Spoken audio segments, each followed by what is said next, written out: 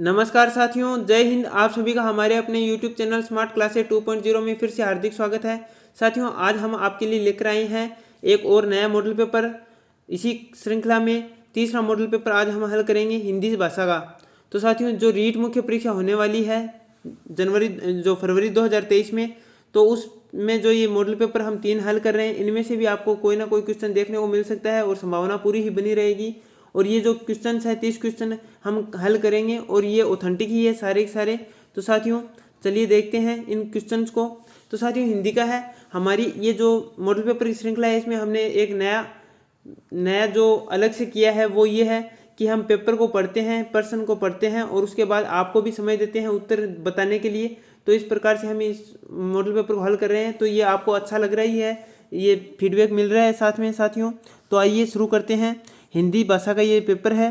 तो सबसे पहले ये जो गद्यांश दे रखा है, इस गद्यांश को पढ़ते हैं और फिर इसके बाद हम प्रश्न है उनको हल करने की कोशिश करते हैं।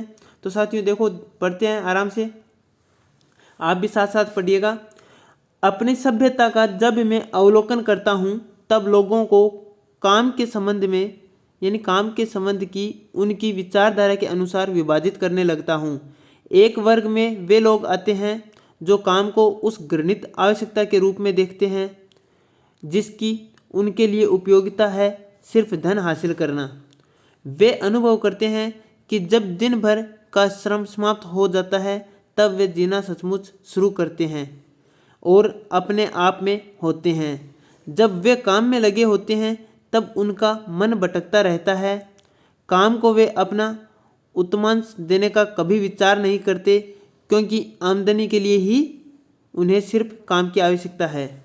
दूसरे वर्ग के लोग अपने काम को आनंद और आत्म परितोष पाने के लिए सुयोग के रूप में देखते हैं।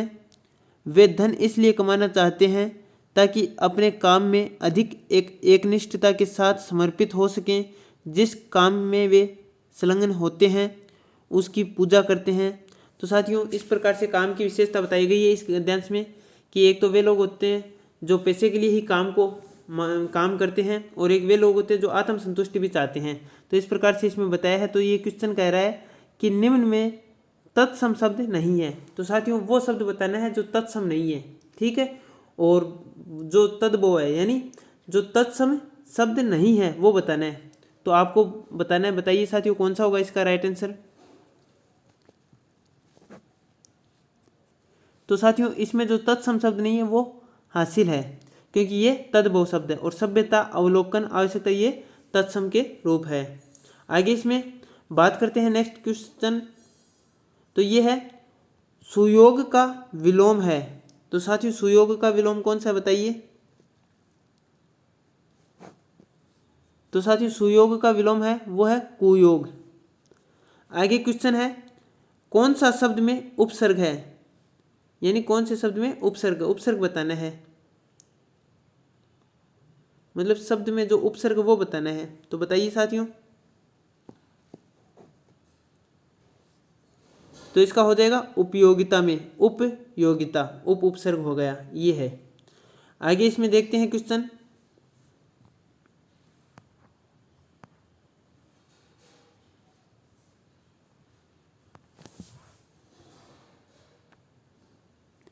हाँ साथियों, ये है कौन समास नहीं है। तो साथियों, कौन समास नहीं ये पूछा है। ये जितने भी क्वेश्चंस है हमने जो गद्यांश पढ़ा है ऊपर उसमें से निकाले गए हैं। तो इसमें बताना है कि कौन समास नहीं है। तो साथियों, इसका हो जाएगा कमाना, इसमें समास नहीं है। आगे इसमें आमदनी के संदर्भ में कौन सा असंगत है ये पूछा है। तो ये बताइए।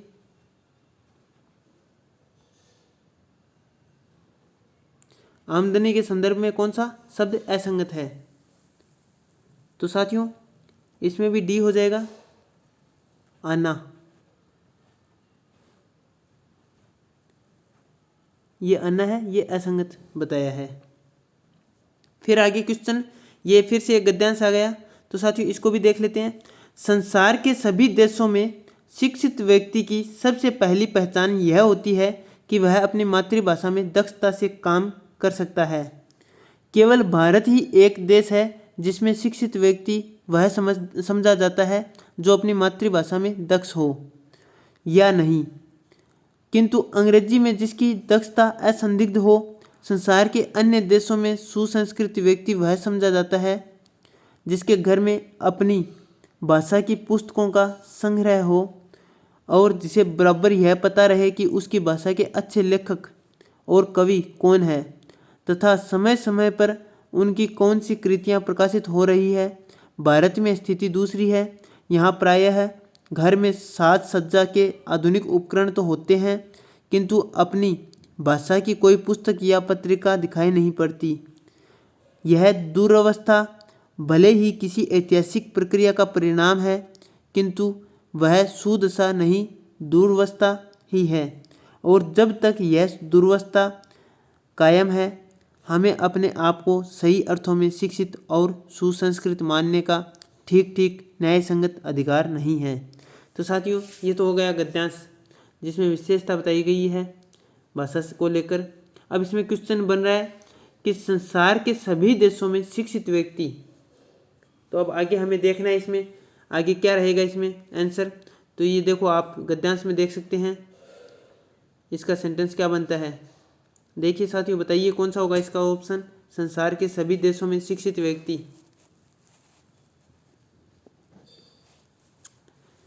इसका हो जाएगा, इसका राइट आंसर ये हो जाएगा अपनी मातृभाषा में दक्ष होते हैं। ठीक है साथियों, फिर आगे इसमें आगे क्वेश्चन है, अंग्रेजों में जिसकी दक्षता असंदिग्ध हो में रेखांकित पद का अर्थ है। असंदिग्ध का अर्थ बताना है साथियों, तो बताइए कौन सा होगा इसमें।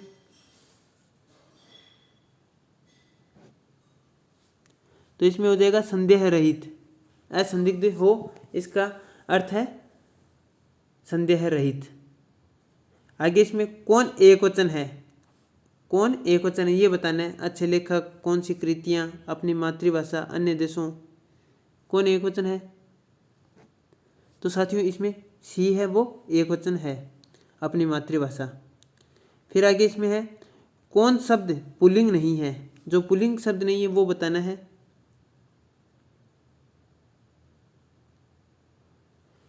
तो साथियों इसमें जो नहीं है, पुल्लिंग नहीं है, वो है भाषा। फिर आगे क्वेश्चन है पुस्तक का बहुवचन है। तो साथियों बताइए पुस्तक का बहुवचन कौन सा होगा।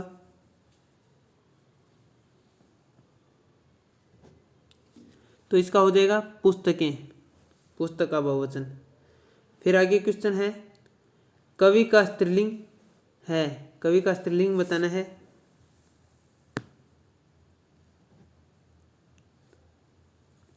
तो कवि का है कवयित्री, ये हो जाएगा सही शुद्ध रूप यानी स्त्रीलिंग हो जाएगा। फिर आगे क्वेश्चन है भारत में स्थिति दूसरी है का भूतकालिक रूप क्या होगा। भूतकाल में रूप क्या बनेगा, भारत में स्थिति दूसरी है। तो साथियों देखिए ऑप्शन बताइए।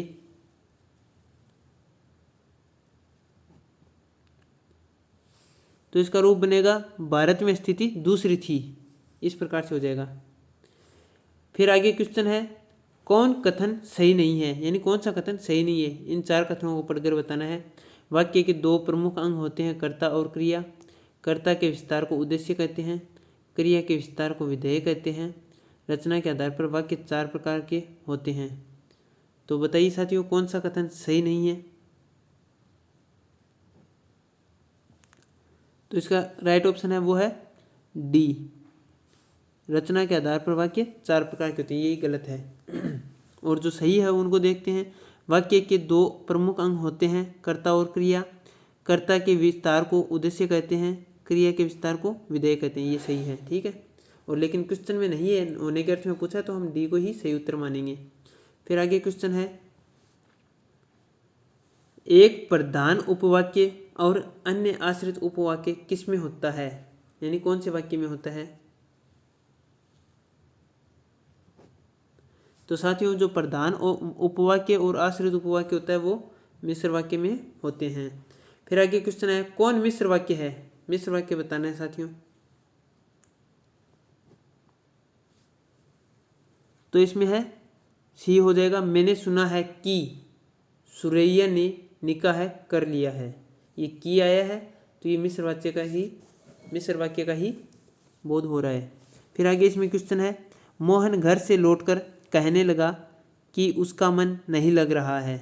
इस वाक्य में रेखांकित पदबंध है, तो पदबंध बताना है। घर से लौटकर, ये किस प्रकार का पदबंध है? तो साथियों यह है क्रिया विशेषण का पदबंध है। आगे क्वेश्चन है, काला मुंह होना मुहावरा बताना है, यानी काला मुंह होना इसका अर्थ बताना है। तो साथियों इसका राइट आंसर क्या हो जाएगा? बदनाम हो जाना, ये डी हो जाएगा इसका राइट ऑप्शन। फिर आगे क्वेश्चन है, ओठों निकली कोठों चढ़ी का अर्थ है। ओठों निकली कोठों चढ़ी का अर्थ बताना है साथियों।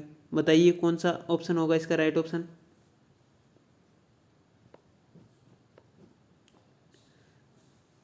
तो साथियों इसका राइट ऑप्शन है वो है, मुंह से निकली बात फैल जाती है।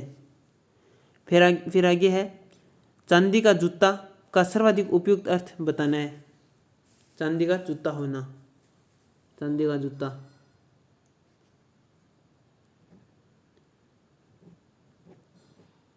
तो इसका राइट ऑप्शन हो जाएगा रिश्वत। फिर आगे क्वेश्चन है, भाषा की शिक्षा दी जाती है। तो इसका राइट ऑप्शन देखिए क्या होगा? अर्थ ग्रहण और अभिव्यक्ति के लिए, विद्वान बनाने के लिए, मनोरंजन के लिए, साहित्यकार बनाने के लिए। बताइए भाषा की शिक्षा क्यों दी जाती है? तो साथियों इसका राइट ऑप्शन ए ही हो जाएगा, अर्थ ग्रहण एवं अभिव्यक्ति के लिए। आगे क्वेश्चन है, व्याकरण अनुवाद विधि को किस नाम से भी जाना जाता है? तो व्याकरण अनुवाद विधि है वो दूसरा क्या नाम है जिससे जानी जाती है? बताइए साथियों। तो इसका राइट ऑप्शन हो जाएगा भंडारकर विधि जो व्याकरण विधि के नाम से जानी जाती है। लेखन क्रिया के शिक्षण का आरंभ होता है। बताइए साथियों इसका राइट आंसर क्या होगा? लेखन क्रिया के शिक्षण का आरंभ होता है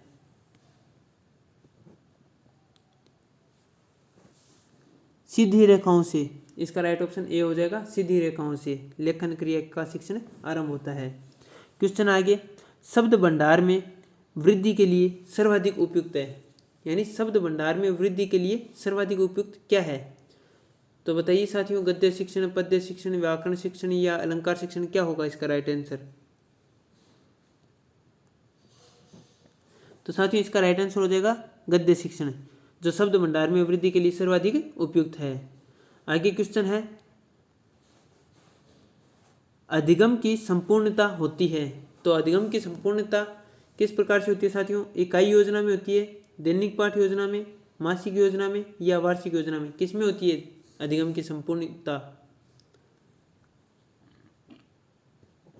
तो साथियों इसका राइट ऑप्शन हो जाएगा इकाई योजना में। इकाई योजना है उसमें अधिगम की संपूर्णता होती है। फिर आगे क्वेश्चन है, लेखन कला का विकास होता है। लेखन कला का विकास किससे होता है? देखने से, सुनने से, अनुकरण से या अभ्यास से?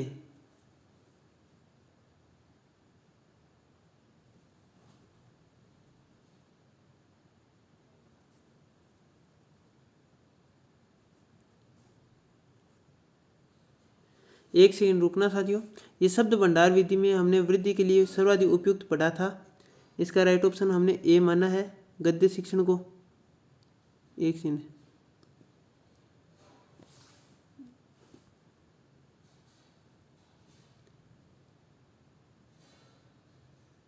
हाँ शब्द भंडार विधि है ये हमने अभी देखा था। इसमें हमने गद्य शिक्षण को मान लिया। फिर अधिगम की संपूर्णता होती है, इसमें हमने इकाई योजना को मान लिया।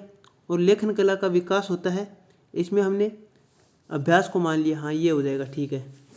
तो इसमें जो क्वेश्चन है ये है लेखन कला का विकास होता है। किससे होता है साथियों? अभ्यास से होता है। तो इसका राइट ऑप्शन ये हो जाएगा। फिर आगे इसमें क्वेश्चन है, हिंदी शिक्षण में उपलब्धि की जांच की जा सकती है।